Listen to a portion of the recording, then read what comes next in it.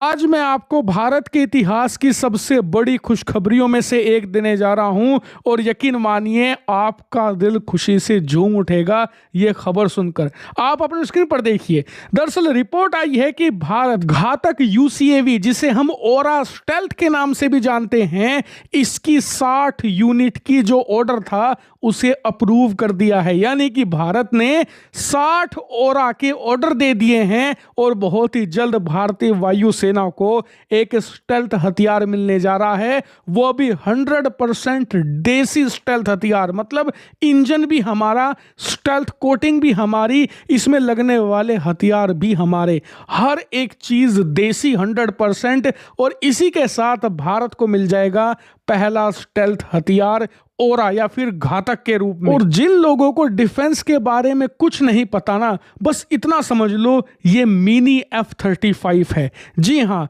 F-35 में pilot बैठता है, इसमें पायलट नहीं, ये ग्राउंड से कंट्रोल किया जाता है। बाकी ये सारे काम लगभग F-35 वाले ही करता है। और मैं एग्जाम्पल देकर आपको आसान भाषा में बताता हूं। देखिए, हमारा जो तेजस लड़ाकू विमान है ना, वो मीडियम कैटेगरी का एक लड़ाकू विमान है। जितनी उसकी पेलोड कैपेसिटी है, सेम उतनी ही इस घातक स्टेल्थ की भी होगी। मतलब साफ है कि मीडियम कैटेगरी के एक लड़ाकू विमान पर जितनी मिसाइलें, जितने बॉम्ब लगाए जा सकते हैं, उतनी ही मिसाइलें और बॉम्ब ये कैरी कर सकेगा। रही बात स्टेल्थनेस की, तो उस मामले में तो ये F-35 को भी बीट कर देगा, क्योंकि F-35 में पायलट बैठता है, जिस वजह से कॉकपिट बनाना पड़ता है और यही कारण है कि उसका साइज बड़ा हो जाता है। लेकिन क्योंकि ये यूसीएवी है, एक ड्रोन है, तो यहाँ पर कॉकपिट की कोई ज़रूरत नहीं है, जिस कारण से इसका साइज छोटा हो जाता है ऑटोमेटिकली। और जितना ज़्यादा छोटा साइज होगा उतनी ही ज़्यादा स्टेल्थनेस बनेगी, क्योंकि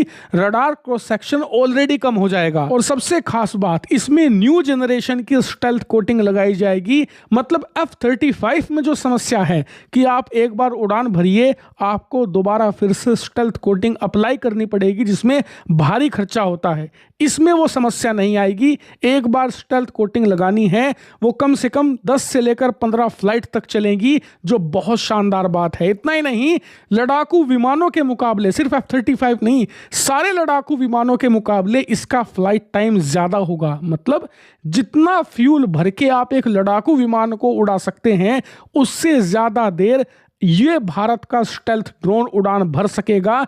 ना सिर्फ ये दुश्मन की जासूसी करेगा, बल्कि जरूरत पड़ने पर स्टेल्थ रहते हुए भी दुश्मन पर मिसाइल और बम बरसा सकेगा।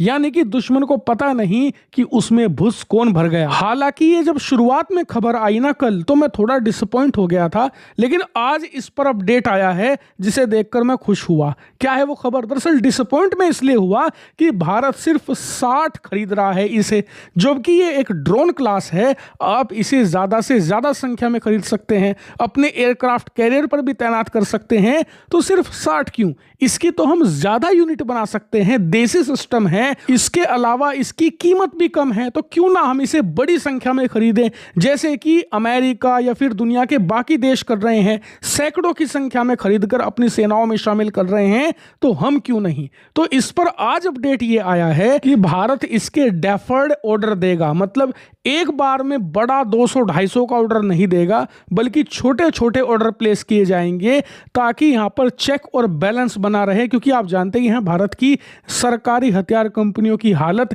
एक बार बड़ा ऑर्डर ले लेते हैं तो इनके हाथ पैर फूल जाते हैं कि अब क्या करें आगे। इसीलिए भारत पहले सिर्फ 60 का ऑर्डर दे रहा है, ताकि इन पर दबाव बनाया जा सके कि जल्द से जल्द इन 60 का ऑर्डर पूरा करो, तभी आगे और बड़ा ऑर्डर मिलेगा, वरना ये यहीं रद्द कर दिया जाएगा। जिससे कि इन्हें अपने नुकसान का डर सताता रहेगा, अपनी इज्जत का भी।